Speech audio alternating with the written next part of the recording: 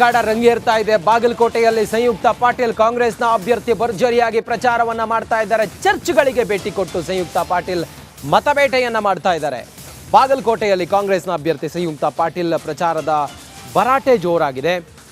ಕ್ಷೇತ್ರದಾದ್ಯಂತ ಮಿಂಚಿನ ಸಂಚಾರವನ್ನ ಮಾಡ್ತಾ ಇದ್ದಾರೆ ಸಂಯುಕ್ತ ಪಾಟೀಲ್.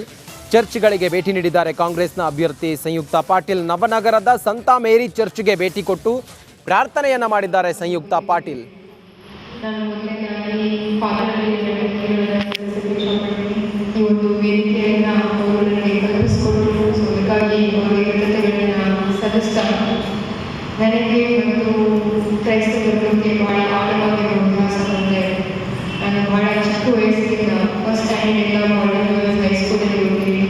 ಸೊ ಅದೊಂದು ಮೆಟ್ರಿಕ್ ಸ್ಕೂಲಲ್ಲಿ ನಾನು ಭಾಳ ಚಿಕ್ಕ ವಯಸ್ಸಿನಿಂದ ಓದ್ಕೊಂಡು ಬಂದಿದ್ದೀನಿ. ನನ್ನ ಡಿಗ್ರಿಯನ್ನು school of law Christ University complete ಮಾಡಿದೆ ಬೆಂಗಳೂರಲ್ಲಿ.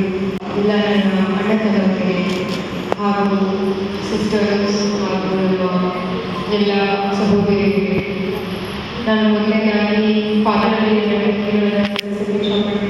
ಈ ಒಂದು ವೇದಿಕೆಯನ್ನು ಅವರು ನನಗೆ ಕಲ್ಪಿಸಿಕೊಟ್ಟರು. ಸೊ ಅದಕ್ಕಾಗಿ ಅವರಿಗೆ ಕೃತಜ್ಞತೆಗಳನ್ನು ಸಲ್ಲಿಸ್ತಾ, ಚುನಾವಣಾ ಸಂದರ್ಭದಲ್ಲಿ ಬೃಹತ್ ಅಸ್ತ್ರ ಸಿಕ್ಕಂತಾಗಿದೆ.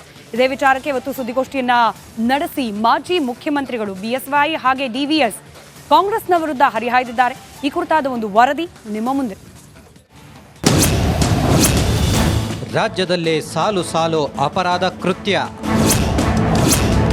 ಕಾಂಗ್ರೆಸ್ ವಿರುದ್ಧ ಸಿಡಿದ ರಾಜಾ ಹುಲಿ ಗ್ಯಾಸ್.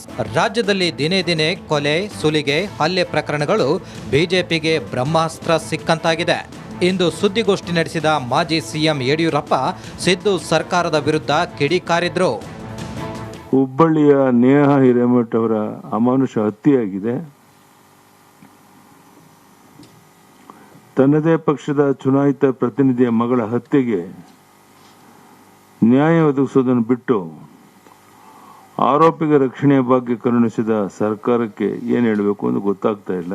ಬೆಂಗಳೂರಿನಲ್ಲಿ ವಿದ್ಯಾರಣ್ಯಪುರದಲ್ಲಿ ರಾಮನವಮಿ ಹಬ್ಬದ ದಿನದಂದು ಭಕ್ತರ ಮೇಲೆ ಹಲ್ಲೆಯಾಗಿದೆ. ಕಲಾವಿದರಾದ ಹರ್ಷಿಕ್ ಪೂಣಚ್ಚ ಹಾಗೂ ಅವರ ಪತಿಯ ಮೇಲೆ ಹಲ್ಲೆ ಮಾಡಿ ದರೋಡೆ ಮಾಡಿದ್ದಾರೆ. ಇನ್ನು ಡಿಸಿಎಂ ಡಿಕೆಶಿ, ಸಿಎಂ ಸಿದ್ದು ವಿರುದ್ಧ ಮಾಜಿ ಸಂಸದ ಡಿವಿ ಸದಾನಂದಗೌಡ ಕೂಡ ವಾಗ್ದಾಳಿ ನಡೆಸಿದ್ರು. ಸಾಧಾರಣವಾಗಿ ಮುಸ್ಲಿಂ ಮತಾಂಧರಿಗೆ ಎಲ್ಲ ರೀತಿಯ ರಕ್ಷಣೆಗಳನ್ನು, ಅಥವಾ ನನಗೆ ಗೊತ್ತಿಲ್ಲ, ಚುನಾವಣೆಗೆ ಈ ಮುಸ್ಲಿಂ ಮತಾಂಧರನ್ನ, ಭಯೋತ್ಪಾದಕರನ್ನೇ ಅವರ ಒಂದು ಕಾರ್ಯತಂತ್ರವಾಗಿ ರೂಪೀಕರಣ ಮಾಡುವಂಥ ಒಂದು ಪ್ರಯತ್ನಗಳನ್ನು ಮಾಡ್ತಾ ಇರುವಂಥದ್ದನ್ನ ಕಂಡಿದ್ದೇವೆ. ಬಾಂಬ್ ಬ್ಲಾಸ್ಟ್ ಪ್ರಕರಣದಿಂದ ಹಿಡಿದಿರ್ಬೋದು, ಕುಕ್ಕರ್ ಬಾಂಬ್ ಬ್ಲಾಸ್ಟ್ ಇಂದ ಹಿಡಿದು ಇವತ್ತಿನವರೆಗೆ ನೀವು ಎಲ್ಲಿ ಬೇಕಾದ್ರೂ ನೋಡಿ, ಬರೇ ಮುಸಲ್ಮಾನ ಭಯೋತ್ಪಾದಕರೇ, ಮುಸಲ್ಮಾನ ಗೂಂಡಾಗಳೇ ಕಾಂಗ್ರೆಸ್ಸಿನ ಪರವಾಗಿ ಇವತ್ತು ನಿಲ್ಲುವಂಥದ್ದು. ಅವರ ಪರವಾಗಿ ಕಾಂಗ್ರೆಸ್ನ ಸಿದ್ದರಾಮಯ್ಯರು ಮತ್ತು ಡಿಕೆ ಶಿವಕುಮಾರ್ ನಿಲ್ತಾ ಇರುವಂಥದ್ದು. ಲೋಕಸಭೆ ಚುನಾವಣೆ ಹೊತ್ತಲ್ಲಿ ಸಾಲು ಸಾಲು ಅಪರಾಧ ಕೃತ್ಯಗಳು ಕೇಸರಿ ಪಡೆಗೆ ಹೊಸ ಅಸ್ತ್ರ ಸಿಕ್ಕಂತಾಗಿದೆ. ಈ ವಾಗ್ಯುದ್ಧದಿಂದ ಯಾರಿಗೆ ಪ್ಲಸ್ ಆಗುತ್ತೆ, ಯಾರಿಗೆ ಮೈನಸ್ ಆಗುತ್ತೆ ಅಂತ ಕಾಯ್ದು ನೋಡಬೇಕಿದೆ.